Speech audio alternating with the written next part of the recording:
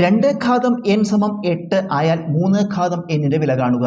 2 ഘാതം n വില നമുക്ക് തന്നിട്ടുണ്ട്. എത്രയാണ്? 8 ആണ്. നമ്മൾ എന്ത് കാണണം? 3 ഘാതം n വില കാണണം. നമുക്ക് ഇതെടുക്കുക. 2 ഘാതം n സമം 8. ഇവിടെ ഈ ഭാഗത്ത് 2 ആണ്, ഇവിടെ 8 ആണ്. സമത്തിൽ ഇടതുവശത്ത് 2 ആണ്, ഇവിടെ 8 ആണ്. നമുക്ക് ഈ രണ്ടും തുല്യപ്പെടുത്തണം. ഈ രണ്ട് ഭാഗത്തുള്ള സംഖ്യകൾ തുല്യപ്പെടുത്തണം. അപ്പോൾ ഇത് അതുപോലെ ഇടുക. 2 ഘാതം n സമം ഇത് നമുക്ക് എന്ത് ചെയ്യാം? 2 ക്യൂബ് എന്ന് എഴുതാം അല്ലേ? 8 എന്ന് പറഞ്ഞാൽ 2 ക്യൂബാണ്. 2 × 2 × 2 2 3 തവണ ഗുണിച്ച് 8 കിട്ടും. അപ്പോൾ നമുക്ക് 8ൻ്റെ 2 ക്യൂബ് എന്ന് എഴുതാം.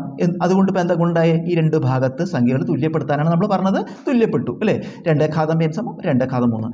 ഇവിടെ ഈ രണ്ട് വശത്തും ഈ സംഖ്യകൾ തുല്യമാകുമ്പോൾ ഇവിടുത്തെ സംഖ്യകൾ തുല്യമാവും. ഇപ്പോൾ ഈ അടിയിലുള്ള സംഖ്യകളെ നമ്മൾ പാദസംഖ്യകൾ എന്ന് പറയും.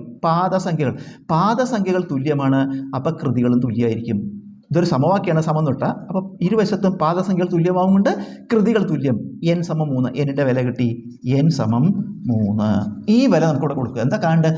3 ഘാതം n കാണണം. 3 ഘാതം n വില നമുക്കിവിടെ കിട്ടി. n വില എത്രയാണ്? 3.